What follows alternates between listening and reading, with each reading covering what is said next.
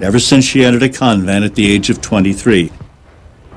These days, if she looks more like a gym teacher in church than a Catholic nun, it's because this is where you'll find her when she's not doing God's work.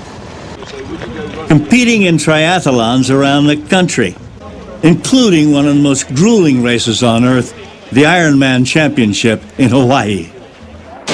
It's a nearly 2.5-mile swim in the open ocean, followed by 112 miles on a bike through old lava beds in often hellish temperatures and winds, capped off by running a marathon, more than 26 miles. Did I mention Sister Madonna is 77 years old? The oldest woman here. It's been interesting always doing what people didn't expect you to do. Well, it even surprises me sometimes. It does surprise you. Very few people have been as contrarian as you have. Mary, quite contrary. Exercise, she believes, is the one thing that can truly harmonize body, mind, and soul. It's become her ministry and a kind of tribute to God. I'm saying, well, if you did this for us, this is the least I can do for you. And it's with your power that I'm able to do it in the first place. So if it's your will, keep me going. She's competed in more than 20 Hawaiian Ironman races and 300 triathlons. Not only has she won her age group 14 times, they've actually had to create new age groups just for her. Good luck, sister. Thank you. Run out there. All right. All of which has helped make her a kind of patron saint at the dozen or so races she competes in every year. You're such an inspiration. Besides the spiritual gusto that you get from this, it's a congregation. It really is, and we've all become family, like one big family. Because, especially in the Ironman, because everybody knows what each has had to endure to even get to the point of doing an Ironman distance. And because I've been in it for so long, everybody seems to know who Grandma Triathlete is. Grandma Triathlete has been living on her own in this small house in Spokane, Washington for the last 15 years. Jesus be with you. She's been a vital presence around town, whether at church or counseling prisoners at the local jail. It's a far cry from her privileged upbringing in St. Louis. Her life changed one day when she was just 14, and God called to her. And a few years later, against the wishes of her family, she answered. Was it difficult giving up the certain amount of comfort and wealth that you came from? No, it was just another challenge. If life doesn't have some challenges, it's not worth living, right? She's been seeking new challenges ever since. In fact, she didn't even start running or exercising until she was nearly 50 years old. She'd been on a retreat when a priest mentioned that running could actually be a spiritual exercise. Father started expounding about the peak experience you get after you've run for so long. You get the runner's high. And I'm saying, yeah, but I thought you got that in prayer. I'm thinking, my God, this sounds like a panacea for everything. What did it feel like when you made that decision to run? Freedom, total freedom. By the time she'd entered her first big race, the Boston Marathon in 1982, some in the church had begun to wonder about her new pastime, including a few of her old friends, the sisters she'd studied with back in St. Louis. Running about was not exactly an apostolic work. In a T-shirt and shorts. In a T-shirt and shorts, and as a community, our initial reaction was, what's going on here? I mean, this is just not what nuns do. It seemed rather frivolous. But she regards it as a true ministry. And so you asked, do you think people have been won over to this? I doubt it. I doubt it, but I think we have. She soon moved from simply running to doing triathlons, now dedicating each competition to a person in need, hoping to transfer her spirit during a race to them.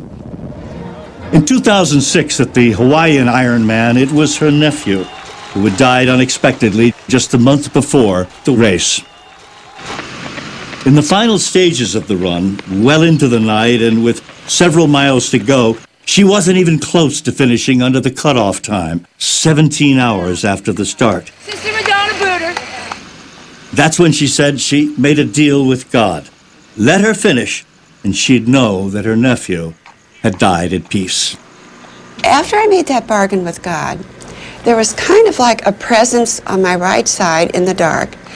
And then it was a funny sensation, like I didn't feel my body anymore. I just felt that I was in motion. In front of a stunned crowd, she managed somehow to cross the finish line with less than a minute to spare. It was a finish that I'll never, ever, ever forget. That was definitely confirmation that my nephew was in the right place. Just to be able to compete in the Hawaii race, you need to qualify at events throughout the year, like this half Ironman race in Northern California, where we found Sister Madonna camped out the morning of the event. I hope you had a better night, Blue Angel, than we did.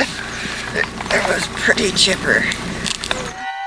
While she conquered the swim easily, biking was a different story. A near pile-up sent her over her handlebars and left her with a fractured arm. Right in your elbow there? Well, it kind of goes shoulder all the way down. Okay. Life is a mystery, but being a part of life and being a child of God, I'm just placing myself in His hands, and He can do with me what He wants, and He does play with me a lot. Do you think sometimes I'm crazy to do this? No. All I do is think it's wonderful, God, how you can heal me. This is just the beginning, too. I have had a broken jaw and a broken scapular, broken hip twice. It was at the femur and down the shank. I think you've suffered more than most of the old Christian martyrs. Well, they get it done in one fell swoop. That's right, they were lucky. Right. You look great. That's because my scrap metal isn't showing. Go on and sit there.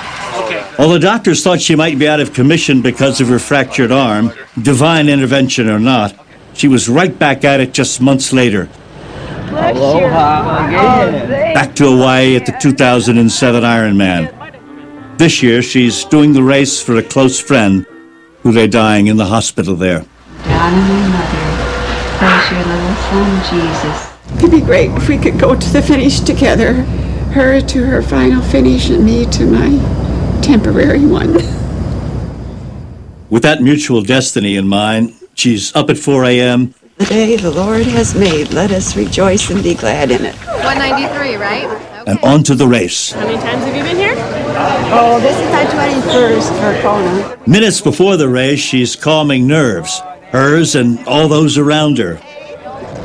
While she keeps up a swift pace once on the bike, passing others half her age, it's the wind that's always the wild card here. Not to mention stomach problems that she's had of late.